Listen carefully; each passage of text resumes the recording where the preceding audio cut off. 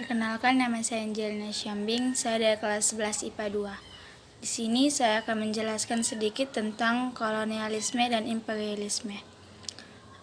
Kolonialisme itu berasal dari kata koloni yang artinya permukiman. Jadi kolonialisme ini dapat diartikan itu upaya yang dilakukan negara-negara penguasa dalam rangka menguasai suatu daerah atau wilayah untuk mendapatkan suatu sumber daya. Maksud kolonialisme ini menguasai semua sumber daya yang ada di negara lain. Seperti itu, dan kolonialisme itu umumnya dilakukan oleh negara-negara yang berkekuatan militer yang kuat, misalnya Portugis, Inggris, Belanda, dan Spanyol. Negara-negara tersebut berhasil menguasai negara lainnya termasuk negara Indonesia. Kolonialisme, dan sekarang kita masuk ke imperialisme. Imperialisme itu berasal dari kata imperator yang artinya memerintah. Jadi imperialisme itu suatu sistem dalam dunia politik yang bertujuan untuk menguasai negara lain dalam memperoleh kekuasaan atau keuntungan dari negara yang dikuasainya. Maksud dari imperialisme ini seperti menguasai negara lain, memperoleh keuntungan atau kekuasaan dari negara tersebut. Mereka menguasai negara ini untuk memperoleh keuntungan atau kekuasaan dari negara korban. Imperialisme ini sudah ada sejak abad ke-19. Pada awalnya itu dicetuskan oleh Benjamin Disraeli yang merupakan Perdana Menteri Inggris. Imperialisme dapat dibagi menjadi dua bagian, yaitu berdasarkan waktunya dan berdasarkan tujuannya. Imperialisme berdasarkan waktu itu terbagi lagi menjadi dua, yaitu imperialisme kuno dan imperialisme modern. Imperialisme kuno ini seperti muncul sebelum revolusi industri di Inggris yang terdorong oleh 3G, yaitu gold, gospel, dan glory. Yang kedua itu imperialisme modern. Imperialisme modern ini muncul setelah revolusi industri tadi.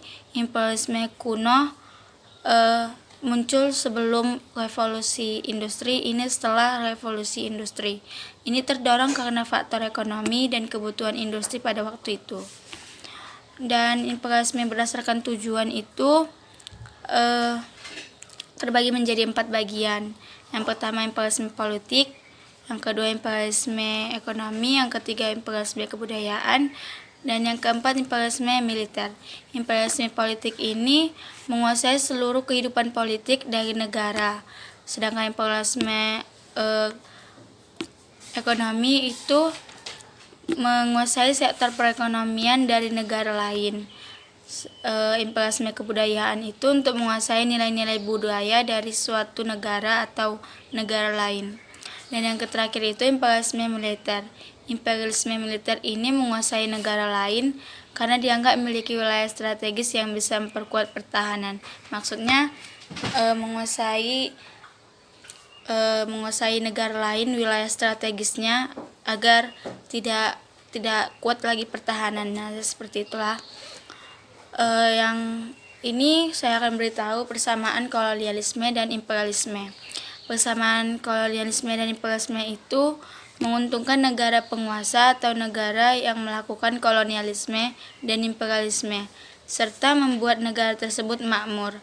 Sedangkan di sisi lain, negara yang menjadi korban menjadi sengsara. Itu tadi saya sudah menjelaskan arti kolonialisme dan imperialisme. Imperialisme dan kolonialisme ini ada persamaannya, itu tadi saya sudah membacakannya, dan juga ada perbedaan dari kolonialisme dan imperialisme ini. Kolonialisme itu bertujuan untuk menguasai kekuasaan atau menguasai semua sumber daya dan dibawa ke negaranya. Tadi saya sudah jelaskan.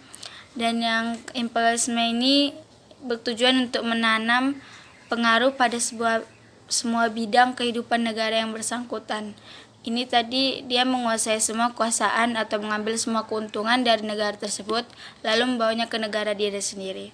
Sampai sini saya bisa menjelaskan tentang kolonialisme dan imperialisme. Kalau ada salah kata yang tidak berkenan, saya mohon minta maaf. Terima kasih.